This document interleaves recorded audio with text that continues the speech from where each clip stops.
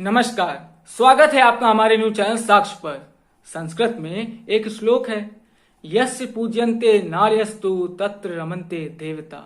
मतलब जहां पर नारियों का सम्मान किया जाता है वहां पर देवताओं का निवास होता है। पर आजकल के हालातों को देखते हुए ऐसा कहीं भी नजर नहीं आ रहा है। हाथरस कांड में जिस तरह से राजनीतिक पार्टियां वहां पर जाकर राजनीति कर रही हैं, ये बेहद दुखद है।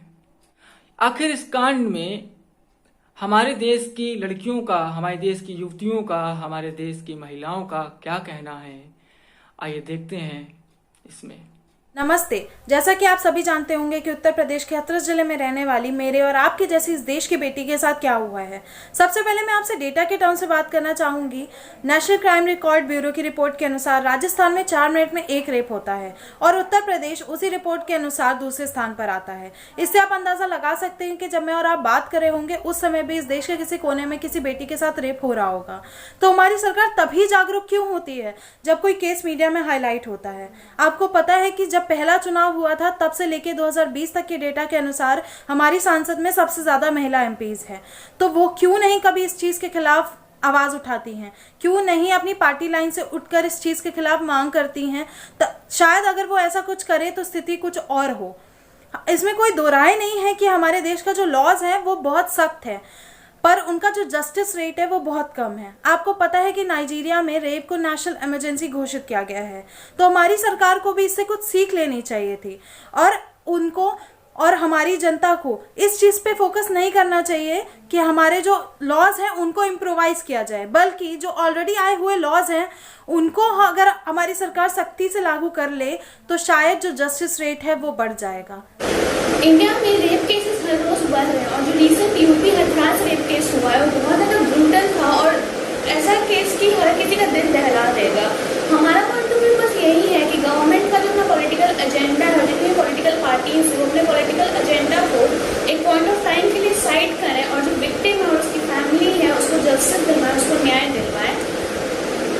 गवर्नमेंट सिर्फ और सिर्फ अपने लिए सोच रही है, अपने पॉलिटिकल एजेंडा के बारे में सोच रही है, तो उसे कुछ टाइम के लिए भूल जाए और प्लीज जो विक्टिम है और जिस फैमिली ने अपनी बेटी खोई है उस फैमिली को जस्टिस दिलवाएं और इतने अच्छे से कोई एक अच्छा strict rules laws and regulations बनाए कि ये केसेस जो इंडिया में बढ़ते जा रहे हैं और जो केस हुआ है ये दोबारा कभी किसी और के साथ ना हो।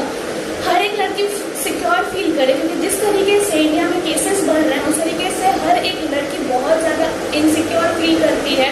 कोई अपने घर से बाहर निकलने से पहले भी डरता है।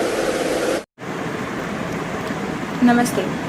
मैं इस देश की एक जनता और उससे भी पहले इस देश की एक बेटी हूँ और इस देश से एक सवाल करती हूँ कि एक लड़की जिसके साथ इतना घिनौना काम हुआ और उसके आरोपी गिरफ्तार होने के बावजूद भी उसे कोई सज़ा क्यों नहीं दी जा रही है, जबकि वो लड़की मरते दम तक बोल के गई है कि इन लोगों ने उनके साथ क्या क्या किया, क्यों। और मुझे तो आश्चर्य ये हो रहा है कि ये तो सिर्फ हमें एक आध केसेस है जो हमारे कानों तक पहुँचे हैं। ऐसे बहुत सारे एक्टिव केसेस हैं जो आज तक सिर्फ एक्टिव ही रह गए हैं और बहुत सारे ऐसे केसेस हैं जो हमारे तक पहुँच भी नहीं पाए। और सही बात है, क्यों ही कोई पहुँच जाएगा जब जो इतना घिनौना काम करने के बाद इस देश की सरकार, इस देश का कानून उन चारों को एक सज़ा नहीं सुना सकता। I don't know what to say as an Indian woman citizen. I just ask for one demand. I just need a strict and fast law against the rape because I feel unsafe from going out of my home. Thank you. इस दुनिया की पहली नारीवादी चिंतक Simone ने कहा था कि पहले औरतों के पंख काट दिए जाते थे और फिर उन पर इल्जाम लगाया जाता था कि उन्हें उड़ना नहीं आता।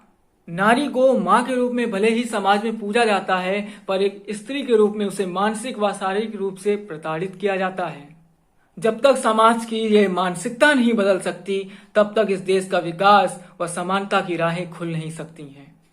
देश की महिला को, देश की स्त्री को, देश की नारी को आगे बढ़ने के लिए समाज की मानसिकता को बदलना बहुत जरूरी है। और ऐसी खबरों को जानने के लिए बने रहें हमारे साथ हमारे न्यूज चैनल साक्ष्य पर। और हाँ, बेल आइकन दबाना व सब्सक्राइब करना मत भूलिएगा मैं आपका अपना श्यामिल प्रताप सिंह एक बार फिर हाजिर होऊंगा एक नई खबर के साथ। तब तक के लिए आप अपना अपने परिवार का विशेष ख्याल रखिएगा। नमस्कार।